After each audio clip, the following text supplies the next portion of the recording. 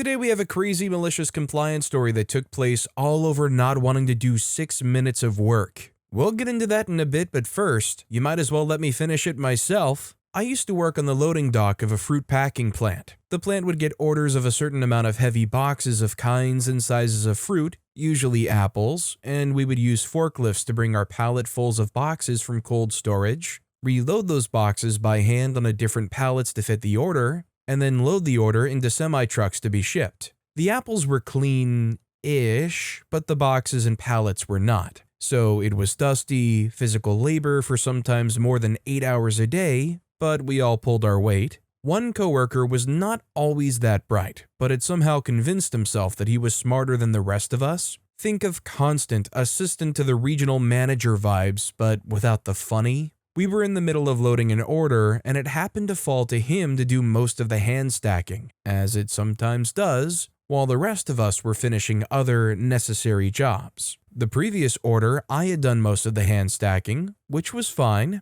while he had been somehow nowhere to be found till the very end. It's okay, stuff happens, but it was a pattern with him, and the supervisor never seemed to hound him about it. So now he's doing the heavy lifting, and I have the option to immediately join him and help, or let my own muscles rest for a minute by doing a different necessary job of tying off the tops of fully loaded pallets before jumping in. I chose the latter, still physical but not as. By the time I was done, he was still stacking. I knew there was only room for 2 to stack at a time, and I looked to the other guys to see if they might help instead, but they were still finishing up their own jobs. Since I was the earliest done, I figured I should just help him and get it over with. I walk over, grab a box, break the glue that holds it to the other boxes so the entire stack doesn't fall apart, and get ready to lift. That's when he said it. "You might as well let me finish it myself." For whatever reason, this had been a thing my supervisor had been saying the last few days when coworkers had been slow, kind of teasing them, but also trying to light a fire too. So here's him borrowing my supervisor's line, directing it at me. I could see he was angry and felt justified. I froze, box in hand, glue half broken, and looked up at him. Okay. I let the box fall and walked across the dock to where I now see the rest of my coworkers and my supervisor watching us. Their work was done, and they were all standing there waiting for Shane to finally be done with his. I just realized they had seen and heard everything, and I expected my soup to chew me out because he'd always been adamant about not letting stupid arguments get in the way of work. He didn't say a word. None of them did. I maintained my calm pace until I joined them, then I turned and watched. We'll call him Shane because it's actually his name. Finish his job. It was just a couple more minutes, but it was glorious. It was like we were all just taking a second before our next job, but no one else joined him. We just watched, and I could almost see his brain actively try to figure out what had just happened, like gears spinning but not engaging. I've worked a lot of crappy jobs, with not always the best of people, but this is a moment that always makes me smile. Am I wrong or out of pocket to say in most workplaces or even back in like school days, there was always like that one person that everybody kind of had like a secret silent side eye for? Maybe the person was over-inserting themselves or making themselves out to be so important or trying to be like a class clown and they're just not funny. You know, the kind of person that when they dig themselves deep and they have to do all this labor, everybody's going to be more than happy to just silently watch and not jump in and help. Also, hi, I'm Steven, and if you guys enjoy crazy stories of malicious compliance, it would be amazing if you left a like or left a review if you're listening to my podcast. Our next story is not a word from you about your resignation until I approve it. Not in the US, by the way. I used to be an operations engineer on a 1-year contract in a small department. There were only 4 of us, and the seniors absolutely hated doing additional work. So when there was additional networking stuff required as part of a new project, it was dumped onto me. I didn't mind doing it as I was learning new stuff, but the lack of appreciation from the rest of the team and being underpaid made me look for other jobs when my 1-year contract was almost up. Fortunately, I was able to get a much better offer from one of my ex-employers with about a month to go for my current contract. My current company never reached out to me to talk about renewing my contract, so I thought I would just give them a heads up that I'm resigning and not renewing my contract. My manager at the time used to be an engineer like us, but was promoted 6 months prior and was incredibly cocky because of that. I went into his room and handed him my resignation letter, told him I was resigning, and would be happy to hand over my stuff and train the others before leaving. He takes a look at the letter, gets really ticked, and tells me he isn't going to sign and acknowledge the letter until he decides what date I'm allowed to leave. He said this will happen after he's found someone to replace me and when he's in a better mood,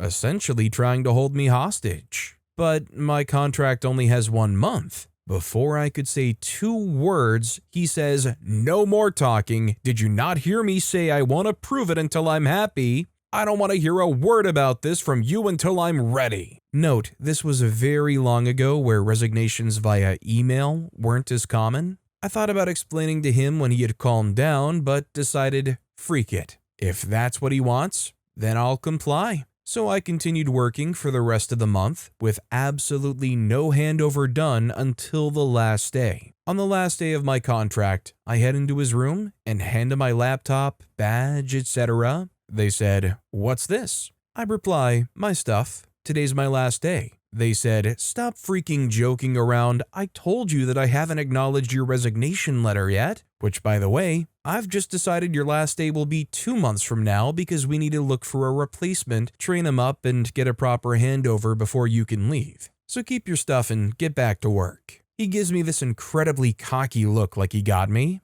I said, "Nope, my contract runs out after today. I'm not paid to work beyond that." They reply, "You what?" I said, "Yep. I've been trying to tell you from the start. My resignation letter was a courtesy since my contract runs out anyway, but you didn't allow me to talk." They say, "You're freaking bullcrapping me." I say, "Nah, go call HR and check. See ya." I watch his face turn from anger and cockiness to shock as I walk away from his room. A few months later, I find out that he got a stern lecture by the director, even though he tried to put the blame on me, ended up hiring a network engineer that cost triple what they paid me, and breached multiple SLAs for the period before the new hire joined. You know, in most situations, if you want advice for like pro-revenge or malicious compliance, a lot of the time it circles around to make sure you get everything in writing. But in OP's case here, it was done for them. They had it in writing.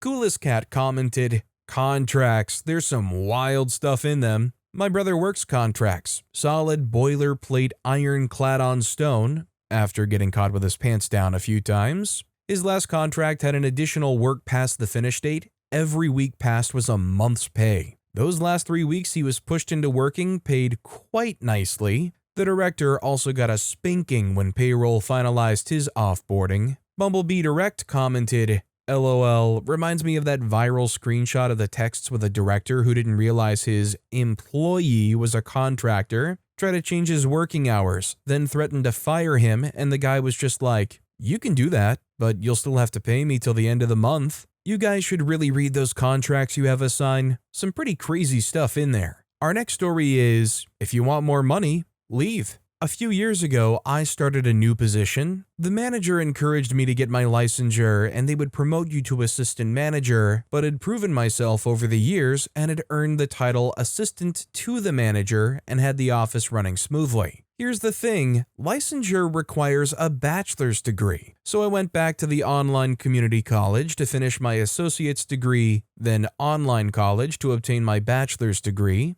I'll be graduating later this year and will have all other prerequisites to take the state exam in December. Early spring, my manager started to show the seeds of doubt that assistant manager was not going to be available with the current ownership, as the new owners don't believe the company is big enough to require assistant managers. So instead of the $20,000 plus raise with increase in title and responsibilities, I was told a $6,000 raise should occur, as generally the company pays more for employees in other departments that have completed higher education. Then it became, without a title change, there can be no increase in pay. Then the fateful phrase, "If you want more money, you'll have to leave." Okay, boss. Aside from a general disdain for being lied to, I incurred some minor student loans to fund my bachelor's, and some additional money is needed in order to start paying it back after graduation.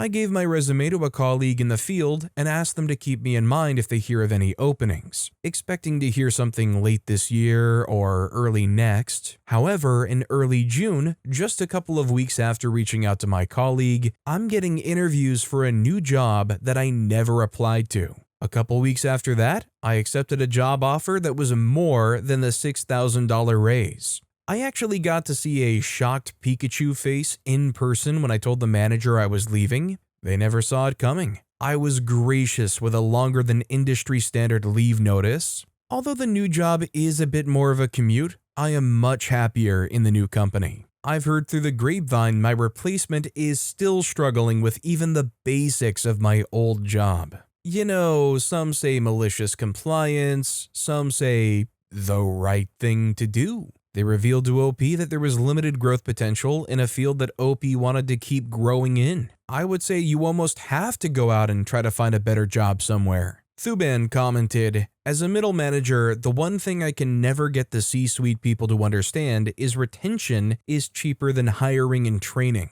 But the sad truth is true, advancement almost always means you got a monkey branch. The suits where you start will almost always still see you as the person they hired, not what you've become. Best of luck." Our next story is, if you don't like it, then fire me. I have another Dutch Navy story, this time a malicious compliance. This happened in Den Helder approximately 20 years ago. One of my coworkers was a typical Amsterdammer in the worst sense of the word, loudmouthed, arrogant, really full of himself, and he thought of himself as untouchable just because he had been a Dutch Marine for over a decade. Let's call him Adam. Not his real name, obviously. A little disclaimer just to make sure I don't stigmatize people from Amsterdam. I've met a lot of typical Amsterdammers who were, so in the best sense of the word, loud but really enjoyable, very confident but humble and decent. Back to Adam with just a few examples. He would brag to people about cheating on his fiancée, but he would also make sure everybody knows he actually really loves her very much. When called out on his hypocrisy, he would get loud and offended, and he would tell you that you just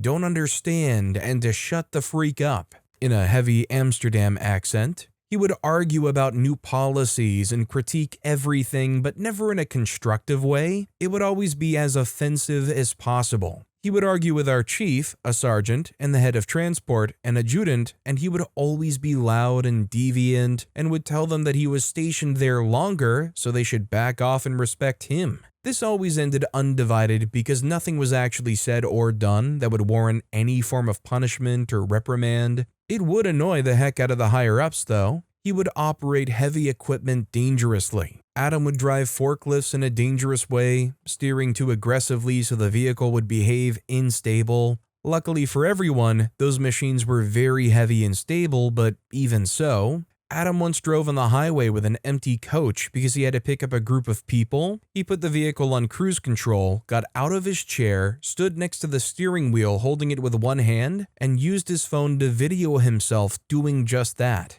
About 20 years ago, so low-quality video with a then modern phone. Think Nokia or Sony Ericsson, just for context. Then he would proudly tell everybody in the driver's pool about his shenanigans and show the video as proud evidence. Nobody ratted him out, but the higher-ups got wind of it, so they asked him about it. Of course, he denied everything, and the video was non-existent according to Adam, so he dodged consequences. He then proceeded by telling all the coworkers about his little talk and ended with something like, "What are they gonna do? Fire me?" and then laugh. Later, he even got bolder and he got into even more frequent arguments with the higher-ups, and he started to shout things like, "If you don't like it, then fire me." Then after, he would brag about it and tell everybody they obviously can't fire him, even if they wanted to. It's fair to say that the atmosphere within our unit grew tense, and it was evident that the higher-ups were very much fed up with Adam's behavior, until one day, Adam overstepped. He got into another argument, and he came up with his usual bickering. Of course, it got loud, and he came with his usual, "Then fire me" comment. But to his horror, the adjutant responded with something like, "Great, you're fired. Now, walk with me to my office so we can make it official." This went like a shockwave through the driver's pool, and we could hear Adam shouting in the office, which was a little further. His screaming started with a lot of fire, the adjutant and sergeant responded in kind, then Adam's tone changed to a more desperate tone, and after that it got kind of silent. When he left the office, his eyes were red and he didn't say a thing to anyone. In hindsight, it was obvious that the higher-ups were waiting for a moment like this to present itself. Adam took his last PTO and vacation days and was very docile for his last few weeks. Things got a lot more pleasant after his departure. All I can say is, this guy must have been really good at his job when he was doing it. I mean, either that or they were either screwing or related to somebody else there. I mean, how does somebody so obnoxious, universally obnoxious, continue to hold down that job, especially when they're like outwardly announcing it and outwardly announcing how dumb they are doing the job? Different One 265 commented, "I believe it. I had a friend who brought her personal life to work and complained when it all went south. The guy in charge got tired of it and just waited. Shuttle bus drivers for a ski resort. One busy day when tensions are high for everyone, she started up again and wouldn't let it go. When she finally said it, that she was going to quit, he called her into the office, confirmed what she said, and made her sign the paperwork ending her employment. She was so shocked, she just obeyed. She called me for sympathy and empathy, and I let her know that that was terrible, but I didn't give her any hope it would ever be reversed. Several jobs later, when she started at the Grand Canyon, I gently reminded her to not date anyone she worked with and to keep her personal life to herself. She truly didn't understand, and when that job went bad because of dating a coworker, I detached. Still acquaintances, I hosted a visit from her a few years ago, but she needs to be rescued. Trapped in her lifestyle and geography." Our next story is, boss demanded detailed daily reports?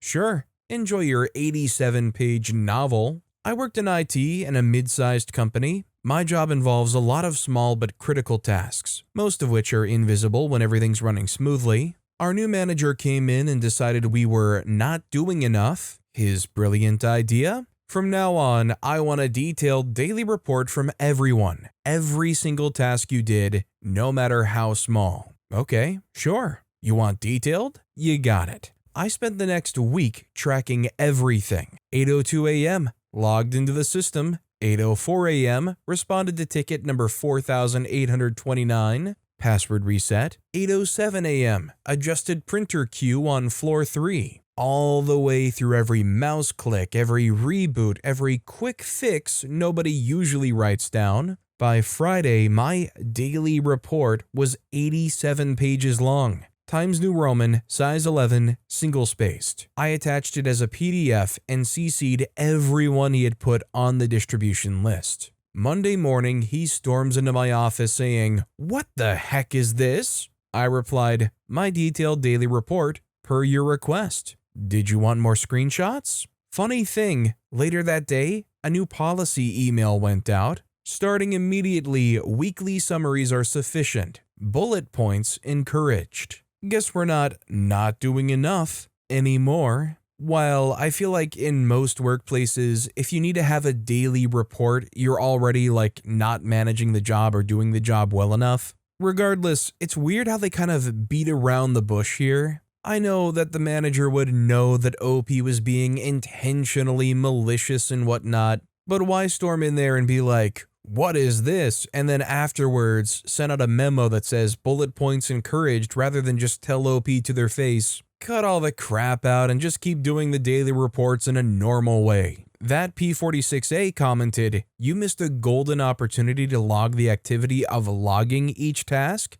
You would have twice as many entries for a 174-page report. Add in a daily review of the log and a weekly QA step, and you're approaching 180. Our next story is 6 minutes? Really? I drive a semi for a living at the moment. I'm in the first 1 or 2 years of bullcrap stage before switching to towing these monsters. I work for a company we will call Welfare Expedited. They suck. But I have to take that crap till other companies will take me. So I get a load of drywall in New Hampshire and shoot it down to New Jersey to a building supply store. I did everything legally possible to get it there in their timed window, including cooking my books a little bit. As soon as my legally required split sleeper berth break was done, I drove straight there without stopping. I got to said sleep spot within 20 minutes to spare the night prior. GPS said that I would be there at like 12:30, but the truck GPS doesn't have traffic. And I'm heading through the Bronx and over the GW. All said and done, I arrived at the drywall spot at 2:06. Their delivery window is 7 a.m. to 2 p.m. So far, no one has even sweated 30 minutes at these places. I generally call if it's going to be more than 15 minutes. I just assume no one's going to be an expletive about 6 minutes. I was wrong. I walk in and give the usual, "Hey, I'm the welfare expedited guy. Where do you all want me to park up?" The guy behind the counter, guy number 1, looks to another guy and says, "What do you think?" I don't hear or see what guy number 2 says back, but guy number 1 says, "Sorry, the cutoff is 2 p.m. I reply, "It's 2:06. The guy sighs and says, "Yeah, the cutoff is 2 p.m. I replied, "You're serious? I have to come back tomorrow over 6 minutes? The guy said, "Yeah, sorry." He kinda seemed like he thought it was absurd too, but didn't speak up. I said, "Wow." Now, it's not that they can't unload me. The forklift drivers are right there. Nothing is going on, and they end their workday at 4 p.m. They've got 2 hours. The actual unloading with their forklifts will take them around 10 minutes, and me getting the heavy tarps and securement off and out of their way? Alone? If they asked me to rush it, I could have that crap out of the way in 20 minutes. I could have been out of the way by 2:45 easy. It's not ideal for me to do things that way, but I can. They know that this is their business and they have 5 flatbed delivery trucks themselves. When a Karen wants to buy a product after closing and the underpaid retail workers want to go home, I'm with that. Go home, Karen. I would never show up to a restaurant within even 30 minutes of their closing time. I don't order pizza within 30 minutes of closing time. This is worker to worker, and I'm the one being made to go home late. These dudes were gonna be here for 2 more hours anyway. This was just one guy's way of feeling powerful. The power of feeling like a theoretical 6 minutes of their time is worth more than a minimum of 16 hours of mine, where I'm not paid, and they know that. They know I'm paid by the mile. They know they're costing me a day of pay. They'll still say no. I literally thought they were joking. So I miss out on hundreds of dollars over 6 minutes. Well, my company takes my next run off of me because of this, and now what would have been drop Thursday, pick up Thursday night, drop Friday morning, pick up Friday whenever, go home, deliver Monday, has become drop on Friday, pick up on Friday, go home, drop Monday. So I headed to a rest stop 10 minutes away and hung out until around 1:40 p.m. Friday. I pulled in at 1:56 p.m. Just to really show how crappy these people were being, they just hung out and told me where to park at 2:20. That's way after 2:06. It truly wasn't about their time. They freaked me over just to feel powerful. So the cutoff for deliveries is 2 p.m. They close at 4. So I took my sweet butt time taking the tarps and securement off. The guy who made the call to tell me no, he twice came out and asked me to hurry up. "Can you take the tarps off now and roll those straps later?" "Nah." "Well, just warning you, we leave at 4. "Okay." So there these guys are, in the hot sun. Thursday had been nice and cool because of rain. We could have done this comfortably, sitting on forklifts. Waiting for me, who takes a 20-minute crap in their bathroom, takes multiple water breaks in my truck. Eventually, the guy who I'd noticed in the back office this day but didn't see the day before, comes out and gets all the plastic wrap off for me. Seems real frustrated, but I just roll up my straps all nice and neat. And I admit I screwed up here. They start unloading me at like 3:30. I was shooting for 3:50. I noticed the back office guy talking to the guy who made the call that 2:06 was too late the day before, and he seems animated. Then I take my sweet time doing the paperwork in my truck that they brought back to me, all crumpled up for some reason. I wonder if there was like some behind-the-scenes crash out where one guy was like, "Freak this dude," crumples paper and throws it out, and it has to be fished out of the trash or something. And I hang out waiting for a safe way to pull out of their lot so they can close their fences and leave till 4:06. I'll never get the hundreds of dollars I lost or that day back. But on day number 2, I noticed the hot parking lot smelled like pee for some reason. Edit, some of y'all seem not to get it. They still had a 2-hour window to get 1 hour of work done. Their cutoff is 2 p.m. to be done by 4 p.m., and there weren't other trucks. There wasn't other crap going on. This was a small dirt lot. I think OP did their best. I mean, they annoyed these people. They probably stressed them out. Bottom line though, they kind of still left at the expected 4 p.m. I mean, realistically, are they really going to scoff that much getting out of their lot at 4:06 or 4:10 or whatnot? But the annoyance was there all the way up until that point. Kukaban has commented, years ago my boss, hardware store, learned to not pull this crap with deliveries. He told the driver to come back tomorrow to be unloaded. Instead, the driver went to the nearest yard his company had and dropped the trailer and then picked up his next load and moved on. Next day, my boss was getting impatient for the delivery, but was told it'll be several days until they have a mover for the trailer. The problem was that there were local building sites that needed that delivery urgently. The delivery company made him sweat for a week until they finally delivered. Boss never pulled that crap again. Our next story is, manager said no phones during work hours, period, so I stopped answering his calls. I work IT support for a medium-sized company. We've always been allowed to have our phones at our desks. Sometimes family emergencies happen, doctors call back, whatever. As long as we weren't scrolling social media all day, nobody cared. New manager comes in last month, sees one person checking a text, and loses it. Sends out an email. Effective immediately, no personal phones during work hours. They must be left in your car or locker. This means 9 to 5, no exceptions. Anyone caught with a phone will be written up.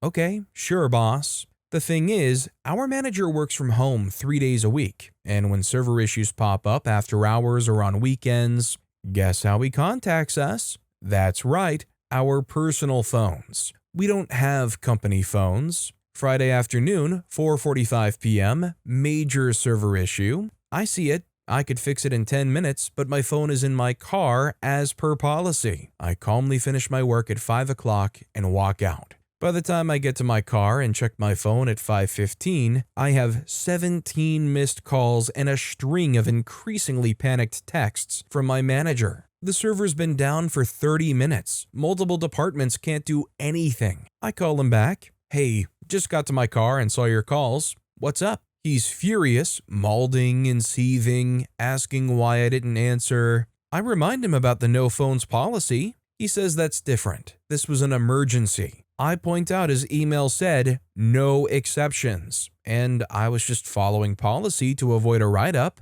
Monday morning, new email, personal phones are permitted at desks for emergency purposes. Back to normal then. I mean, if it was like in a contract or something, I feel like that's understandable. But does a company really have the right to enforce discipline if they as much see you having a phone? Like, I don't know, it just seems wild to me. Like, absolutely, you shouldn't be like slacking off or like looking at it mid-shift, but you would have gotten written up in this case if you just had it on you. Frank Adam Gabe commented, in a similar situation, we had a CIO come in and try to be a hard butt. Canceled a 6-year work from home, pre-COVID even, policy of 3 days per week. People that had moved 2 hours away would come into work one day, stay the night, work the next, and not return until the next week. It worked really well. Anyway, this guy comes in and says on a Friday that starting Monday, absolutely no work from home at all. HR got involved and made it clear, no exceptions.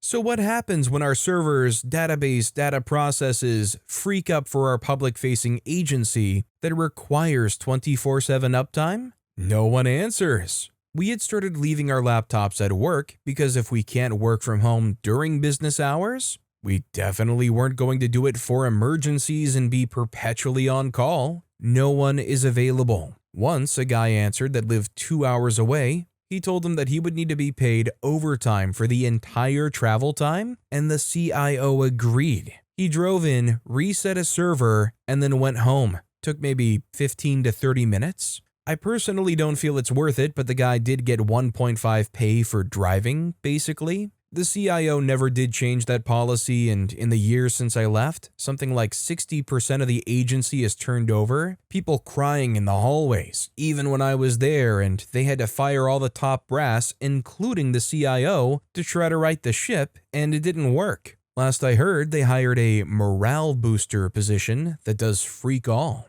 But with that being said, that's all the time we have for today. Now, if you want to hear another absolutely crazy malicious compliance story, check out that video on the left. Or if you missed my latest video, check out that video on the right. That said, I'll see you all next time with some more stories.